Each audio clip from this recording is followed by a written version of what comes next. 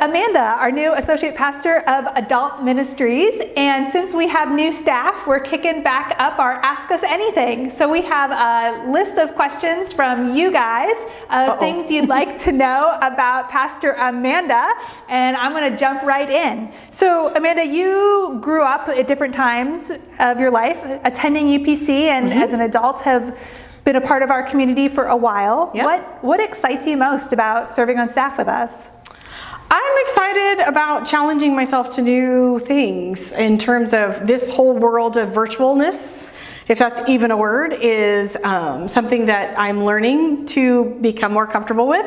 And I think it adds to a certain level of skills set that we need, especially as pastors moving into the next stage of our ministries with reaching out to a global or a wider group of individuals, just beyond not only our own doors, but hopefully out into the community. So that's one thing. And two, it's kind of fun to be able to get to meet people from a different perspective. I'm no longer the little kid running around. I'm an adult, and I want to get to know the adults that helped shepherd me and mentor me as a kid as an adult, and what does that mean, and having those relationships. So that's kind of what I'm looking forward to. I'm looking forward to it too, and we can help with the new and unusual experiences. Oh, I'm worried about that. Already experiencing them. So, best and worst thing about COVID so far for you guys? Best thing, I think the kids have enjoyed having their dad home. He's a teacher, and so before COVID he would leave at 7 o'clock in the morning and come home at 5, and so having that opportunity to see their dad throughout the day has been really a joy. The worst part is I tend to be an introvert, and I am surrounded by 3 extroverts in my household, so I can't escape and I don't get out. And I'm stuck. And so some days I feel rather suffocated, but I love my family. We're just learning how to deal with it. Sheltering at home with a toddler, I can relate. Yes, you can. Yes, I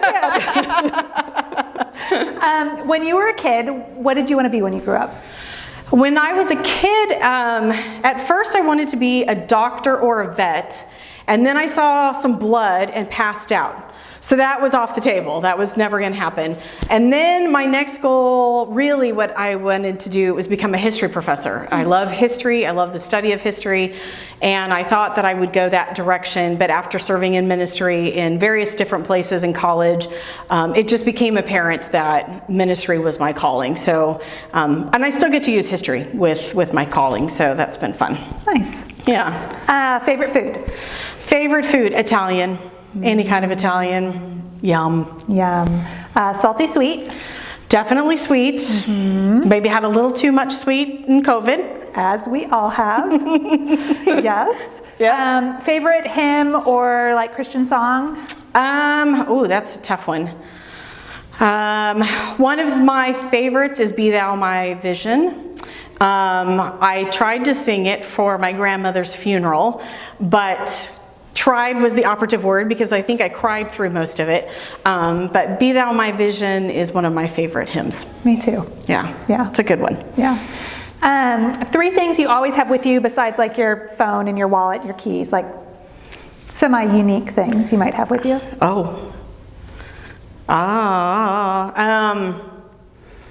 In my purse, usually there's about 15 pens. Because I'm a kleptomaniac when it comes to pens, so if you have any, you might want to keep them away from me. So pens are definitely something that inevitably I have some stash of. Usually now I have about 40 masks in any given spot, which I never thought I would be saying, but I do. And I usually have a lot of bags in my car for groceries and stuff like that. I have an exorbitant amount of bags. Yes. Yes. So those are probably 3 things. With that. Yeah. Never go home without them. Yes. For some of you, you may or may not know, Amanda is the miracle worker behind our community garden here. She plants it and tends it and helps us bless a lot of people through our food distribution. But my question to you is what draws you to gardening, or what do you love about it? Actually, I have to give the credit to my husband, Jay. He grew up, his mom is a master gardener, his uncle is a master gardener, his aunt is a master gardener, and so he's learned the art of gardening and has been teaching me over the last, especially 4 or 5 years, but really since we got married, we've always had a garden in our backyard because of him. And I just have really learned to love getting outside and watching something grow and then being able to pick it and then eat it fresh off the vine or off the tree or off the, you know, basil bush or whatever, and make something from it. So really the credit goes to him, because I can't say that I would have been as far along in my gardening without him, but there's something satisfying, especially picking weeds during this time. Strangely as it is, picking out those little things is really therapeutic. That is too funny. So the one question we've asked all staff as we've been doing this is, if you could swim in anything, what would it be? Swim in anything? Yeah. Like, assuming it wouldn't like kill you and, you know, it was sanitary. Swim in anything. If you could swim in anything. Gotcha, swimming. I was thinking pool, ocean, like. No. Gotcha, swim in anything. So we've had coffee, lava. Not lava. Chocolate. Dark chocolate. Pool of dark chocolate. I don't know why nobody's answered that yet. Oh, dark chocolate. Yep. That is brilliant. Yes. Brilliant. A woman after my own heart. Where would we be without dark chocolate? So last question, as we're starting out with new staff during this time of social distancing, it's challenging getting to know each other and connect. Yes. So what's the best way for people to get to know you and start welcoming and making that connection?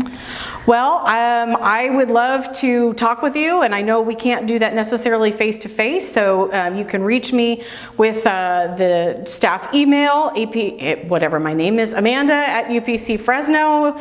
Now I don't even know our email address. .org. I have too many email addresses in my head. Or through text messages or simple phone calls. Would love to spend some time with you, just getting to know you that way.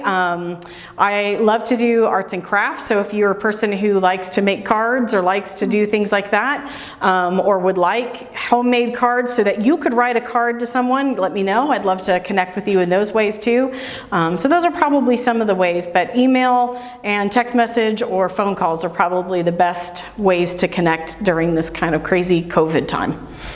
Great. Yeah. Well, thanks for being a willing participant in this little experiment here. It's wonderful to welcome you to staff. Thank you. And we're looking forward to seeing what the next couple of years bring. I'm excited to be here and happy to go along in this adventure, and we'll see where it leads us, and hopefully in a year or less or 6 months we'll be back to at least virtual hugging from a distance in the same area. Agreed. Agreed. So, all right, friends, be well. Bye.